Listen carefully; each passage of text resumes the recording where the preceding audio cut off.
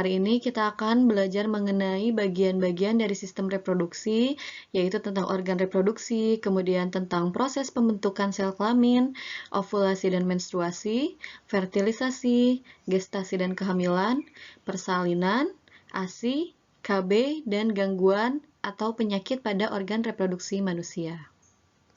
Yang pertama, kita akan membahas tentang organ reproduksi, di mana organ reproduksi dibagi menjadi dua, yaitu pada pria dan pada wanita. Oke, kita bahas ya. Yang pertama ada organ reproduksi pria, di mana berfungsi untuk menghasilkan gamet jantan, yaitu spermatozoa atau sperma. Nah, di sini kita bisa lihat ada bagian penampang dari samping dan dari depan. Ini bisa dari dalam juga ya, kelihatan dari dalam. Nah, untuk organ reproduksi pria ini dibagi menjadi dua, yaitu bagian luar dan bagian dalam. Di mana bagian luar itu terdiri dari penis, ini ya, penis. Penis ini berfungsi sebagai organ eksternal untuk urinasi atau pengeluaran urin. Kemudian yang kedua ada skrotum. Ini skrotum. Skrotum itu berupa kantung yang di dalamnya berisi testis. Ini ya, testis. Dan yang kedua ada bagian dalam. Nah, bagian dalam itu ada apa saja sih? Yang pertama ada testis atau buah zakar yang letaknya di bawah penis. Ini tadi ya. Nah, dalam skrotum dan jumlahnya sepasang. Jadi di sini testis itu ada sepasang atau jumlahnya ada dua. Kemudian testis ini merupakan tempat pembentukan sel sperma atau testosteron. Jadi sel sperma itu pembentukannya terjadi di dalam testis di sini ya, atau di sini kalau dari depan. Kemudian yang kedua ada saluran pengeluaran. Yang pertama itu ada epididymis. Ini ya, epididymis itu berada pada atas testis. Epididymis ini saluran berkelok yang berfungsi menyimpan sperma sampai spermanya matang. Kemudian ada vas deferens. Vas deferens itu ini ya. Nah, ini vas deferens. Vas deferens itu merupakan saluran lanjutan dari epididymis. Dan ada juga saluran ejaculatorius yang merupakan saluran pengeluaran semen. Kemudian ada juga yang ketiga adalah kelenjar aksesoris, terdiri dari vesika seminalis. Mana vesika seminalis? Ini ya, vesika seminalis ini. Nah, vesika seminalis yaitu saluran berkelok yang terletak di belakang kantung kemih. Ini ya, kantung kemih, ini vesika seminalis. Kemudian yang kedua ada kelenjar prostat. Ini kalau dari depan ya, ini kalau dari samping, lihatnya sama aja. Kalau kelenjar prostat berperan untuk kelangsungan hidup sperma, dan yang ketiga ada kelenjar bulboretral. Ini ya yang berfungsi sebagai saluran menuju uretra. Ini uretranya, kemudian di sini pengeluaran urin ya. Kemudian yang kedua adalah organ reproduksi wanita yang berfungsi untuk menghasilkan sel kelamin betina, yaitu sel ovum atau sel telur ya. Nah, sama pada organ reproduksi wanita juga dibagi menjadi dua macam. Ada bagian luar dan ada bagian dalam. Untuk bagian luar terdiri dari vulva yang merupakan celah paling luar yang membentang dari mons pubis sampai tepi perineum.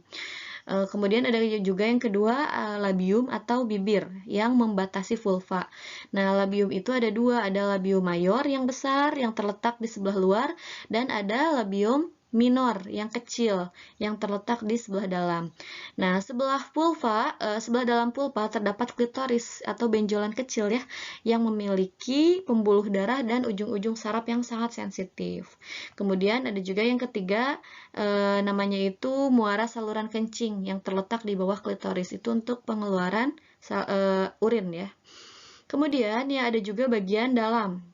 Oh, ini gambar bagian dalam ya. Terdiri dari ovarium atau indung telur. Di mana ovarium? Ini ya, ovarium itu adalah wadah dari ovum. Nah, berperan dalam pembentukan sel telur atau ovum. Jadi, ovarium itu berfungsi untuk pembentukan sel telur atau ovum ya, dan terdapat sepasang. Jadi, ada di sebelah kanan dan ada sebelah kiri. Ini ovarium ya. Proses keluarnya ovum dari ovarium disebut ovulasi. Nanti ketika ovum keluar, dia akan melewati ke sini dan itu disebut dengan fase ovulasi. Kemudian yang kedua ada saluran reproduksi. Yang pertama ada tuba fallopi. Nah, tuba fallopi ini berfungsi untuk menyediakan lingkungan yang cocok untuk pembuahan dan perkembangan sel telur.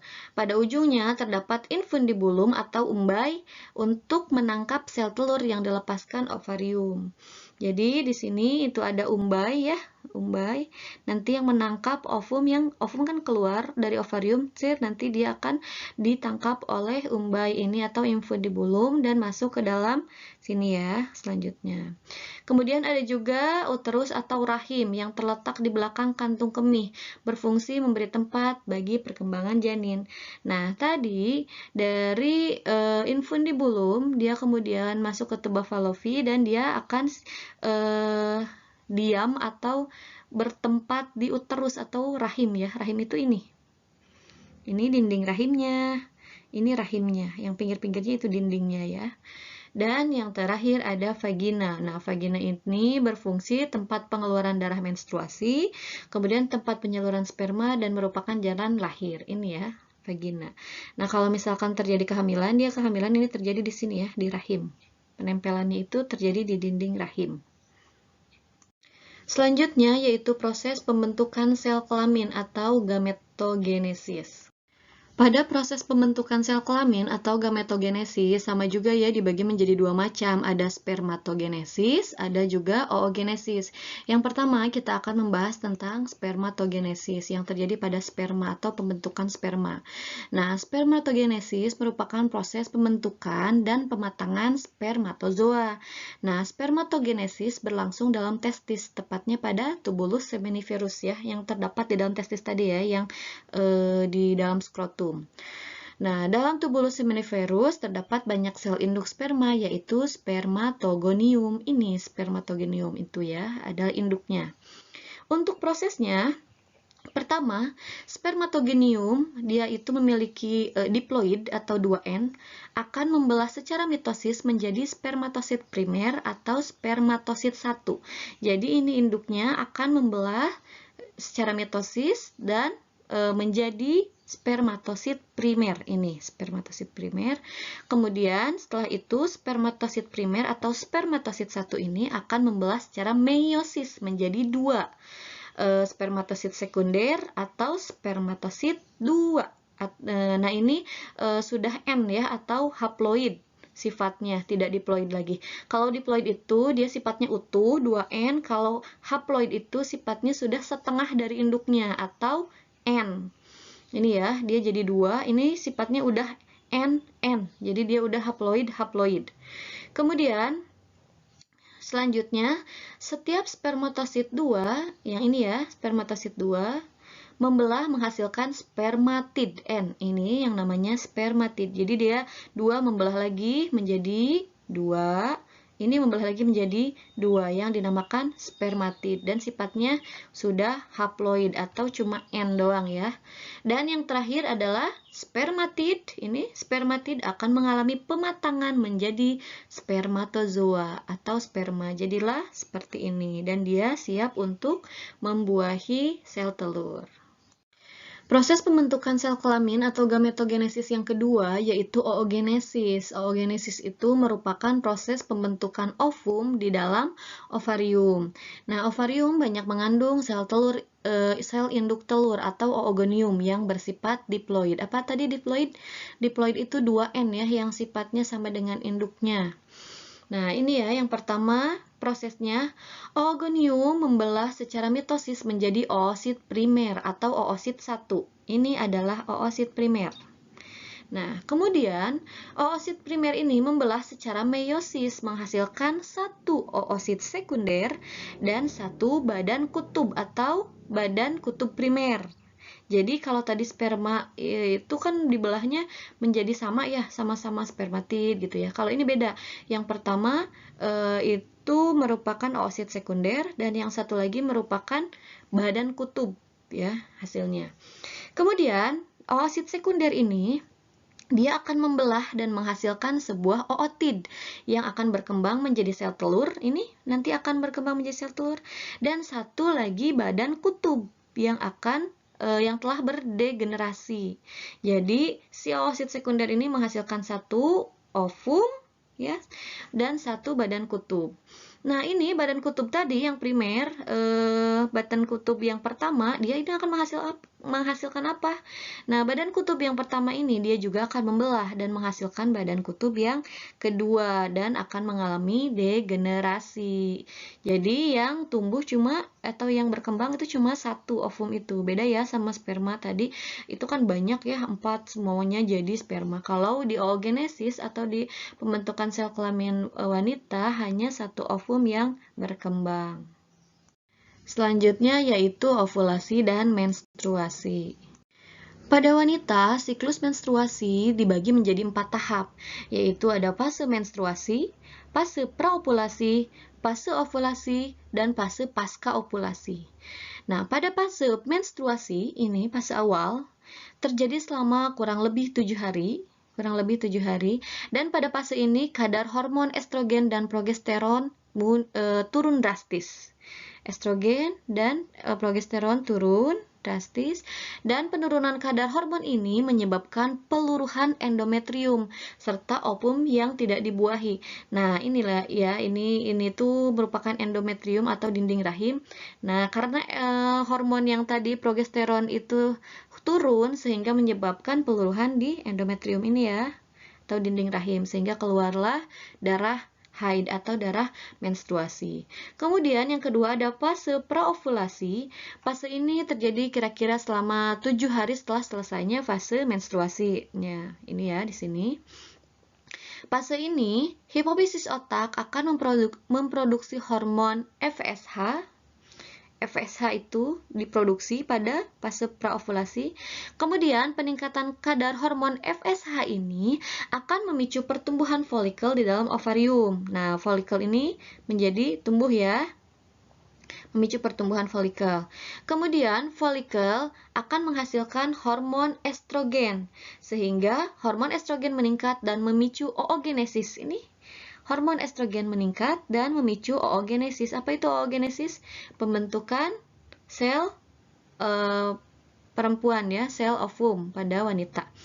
Dan yang terakhir, saat kadar estrogen terlalu tinggi, maka produksi hormon FSH dari hipofisis akan berhenti. Ini FSH-nya turun dan berhenti. Selanjutnya ada fase ovulasi.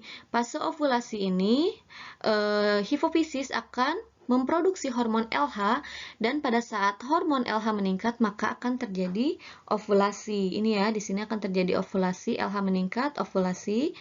Dan pada ovulasi itu terjadi pada hari ke-14 biasanya. Ini harinya, hari ke-14. Setelah terjadi ovulasi ini, maka akan disebut sebagai masa subur seorang wanita. Setelah terjadinya ovulasi, maka akan terbentuk korpus luteum. Korpus luteum ini akan memproduksi hormon progesteron. Dan saat hormon progesteron meningkat, maka akan memicu penebalan endometrium. Ini endometrium. Endometrium itu adalah dinding rahim. Kemudian fase yang terakhir adalah fase pasca ovulasi. Pada fase pasca ovulasi ini, korpus luteum akan berubah menjadi korpus albikan, dan korpus albikan ini sudah tidak dapat lagi memproduksi progesteron sehingga kadar progesteron mulai turun. Kemudian fasenya akan kembali lagi kepada fase yang awal, yaitu fase menstruasi. Selanjutnya fertilisasi. Fertilisasi merupakan proses pembuahan yang bertemunya sel telur atau ovum dan sel sperma.